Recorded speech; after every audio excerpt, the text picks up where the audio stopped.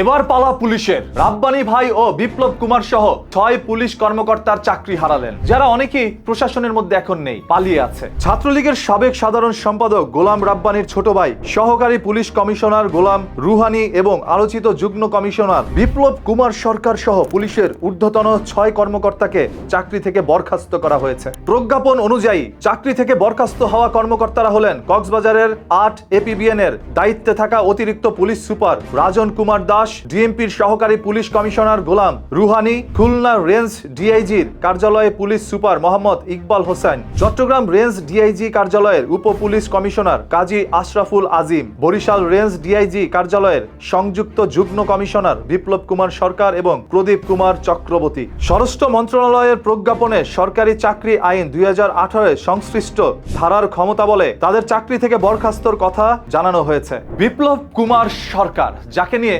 ব্যাপক পরিমাণ সমালোচনা রয়েছে, সেই সমালোচক একজন পুলিশ কর্মকর্তার ইতিমধ্যেই চাকরিচ্যুত করা হয়েছে। কিন্তু সেই বিপ্লব কুমার এখন কোথায় রয়েছে?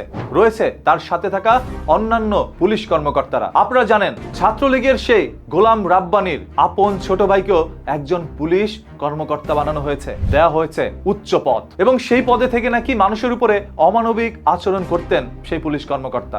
অভিযোগ এরকমই উঠেছে। নানা ধরনের অভিযোগের ভিত্তিতেই সেই 6 পুলিশ কর্মকর্তাকে ইতিমধ্যে চাকরিচ্যুত করা হয়েছে। হয়তোবা খুব দ্রুতই তাদের বিরুদ্ধে আইনীয় ব্যবস্থা নেওয়া হবে। এরকম বাংলাদেশের এই প্রশাসনের মধ্যে থাকা অসংখ্য পুলিশ কর্মকর্তার চাকরি হারাতে পারে, যারা আওয়ামী লীগ আমলে বিএনপি থেকে শুরু করে অসংখ্য রাজনৈতিক দলের উপরে এক নির্মম চালিয়েছে। তাদেরকে এক এক করে শনাক্ত করা হতে পারে। প্রশাসনে থাকা এই ধরনের পুলিশ কর্মকর্তাই নয়, রয়েছে অসংখ্য আর্মি, বিডিআর, র্যাব কিংবা ডিফেন্সে থাকা অন্যান্য বাহিনীও। তাদের প্রত্যেকেরই এক একজন হয়তোবা চাকরি হারাবে। শুধু চাকরি থেকে বরখাস্ত করা বা চাকরিচ্যুত করাই তাদের শাস্তি নয়, তাদেরকে আইনীয় শাস্তিতেও নেওয়া হতে পারে। আপনাদের কাছে কি মনে হচ্ছে, এই যে 6 পুলিশ কর্মকর্তাকে যে চাকরিচ্যুত করা হয়েছে, এরা কি আজীবন চাকরিচ্যুত থাকবে?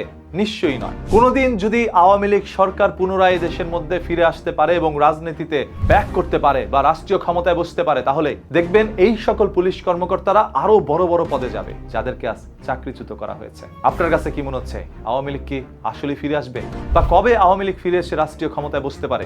কাদের কারণে আওয়ামী লীগ রাজনীতিতে ফিরে আসার সুযোগ পেতে পারে? কমেন্ট করে আপনার মূল্যবান মতামত জানাতে পারেন। ভিডিওটি এখনই শেয়ার করে দেন, যাতে করে মানুষ এই তথ্যগুলো জানতে পারে। প্রতিদিনের এই ধরনের ঘটনা, দুর্ঘটনা আর লুকোনো সত্য জানতে পেজটাকে এখনই ফলো করে রাখেন। কথা দিচ্ছি, মাটির নিচ থেকে লুকোনো সত্য বের করে উন্মোচন করব আপনাদের সামনে, যতদিন এই দেহে প্রাণ আছে, ইনশাআল্লাহ।